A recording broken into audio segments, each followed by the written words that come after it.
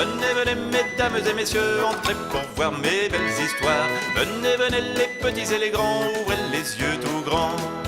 Il y a du mystère, des farces et des secrets, de la tendresse, des rires et des câlins. Avec les rêves, on va comme de rien dans les pays lointains. Venez, venez, mesdames et messieurs, entrez pour voir mes belles histoires. Venez, venez, les petits et les grands, ouvrez les yeux tout grands.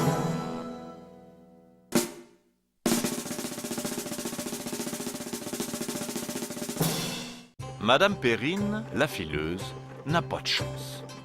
Sa fille Marguerite est lambine. Elle n'aime pas du tout filer. Un jour où Madame Perrine se lamente, la châtelaine du pays l'entend. Que se passe-t-il? Marguerite serait-elle fainéante? Oh, Madame Perrine n'aime pas que l'on se mêle de ses affaires. Alors, elle vante les mérites de sa fille. De plus courageuse, de plus travailleuse, de meilleure, il n'y en a point. La châtelaine n'en revient pas. Vraiment? Puisqu'elle travaille si vite et si bien, je l'emmène au château. Je la paierai largement. Pauvre Marguerite, la voilà enfermée dans une chambre pleine de laine à filer. Tout doit être filé avant un mois. Alors Marguerite file, elle file la nuit, elle file le jour. Le matin, elle s'échappe un petit moment dans le jardin et Adrien, le fils de la châtelaine, se promène avec elle. Et puis, elle retourne vite à son rouet. Le mois passe et il reste un énorme tas de laine à filer. Jamais elle n'y arrivera. La châtelaine va la renvoyer. Soudain, apparaît une drôle de petite bonne femme avec un énorme pied. La petite bonne femme dit: Tu peux aller dormir, tout sera filé pour demain. Promets-moi seulement de m'inviter à ton mariage. Marguerite est très étonnée, mais elle promet.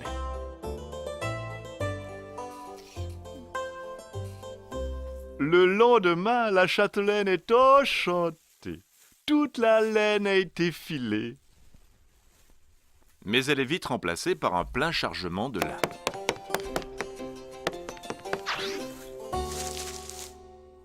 Tout cela doit être filé avant une semaine. Ne perds pas ton temps. Marguerite est découragée. Jamais elle n'y arrivera. Mais elle pense aussi que chaque matin, elle se promènera dans le jardin aux côtés d'Adrien. La semaine passe et il reste un énorme tas de lin à filer. La châtelaine va la renvoyer et elle ne reverra plus Adrien.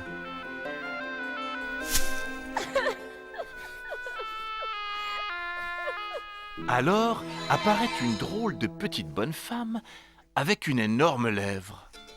Arrête de pleurer, tout sera filé pour demain. Promets seulement de m'inviter à ton mariage. Et Marguerite promet. Le lendemain, tout le lin est filé et Adrien demande Marguerite en mariage. La châtelaine accepte à une condition. Marguerite doit filer tout un chargement de cocon de soie avant 3 jours. Jamais elle n'y arrivera. Jamais elle n'épousera Adrien. Marguerite se met à pleurer. Alors apparaît une drôle de petite bonne femme avec 2 énormes pouces. Invite-moi à ton mariage et tout sera filé pour demain.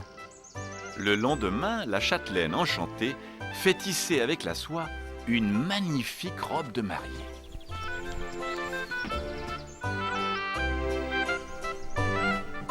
On prépare la fête et le jour du mariage, les 3 petites bonnes femmes arrivent. Marguerite dit à Adrien: Voici mes tantes, ma tante Laine, ma tante Lin et ma tante Soie.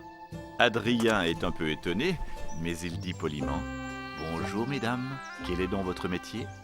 Nous sommes fileuses. Voyez mon pied, moi j'appuie sur la pédale du rouet. Voyez ma lèvre, moi je mouille le fil. Voyez mes pouces, moi je tire le fil. Alors, Adrien se penche vers Marguerite et lui dit: Ma chérie, promets-moi de ne plus jamais filer. Évidemment, Marguerite promet.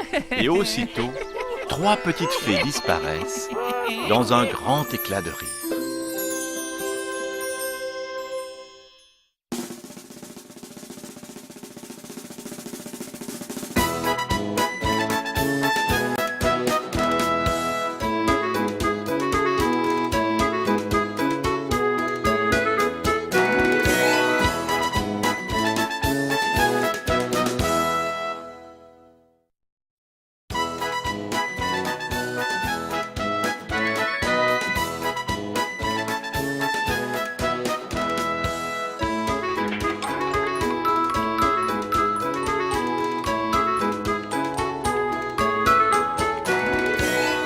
venez, mesdames et messieurs, entrez pour voir mes belles histoires. Venez, venez, les petits et les grands, ouvrez les yeux tout grands.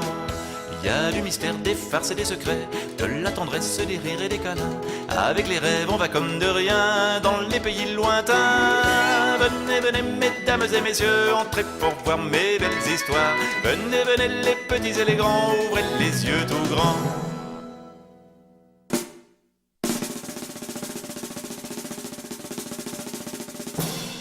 Madame Perrine, la fileuse, n'a pas de chance. Sa fille Marguerite est lambine. Elle n'aime pas du tout filer. Un jour où Madame Perrine se lamente, la châtelaine du pays l'entend.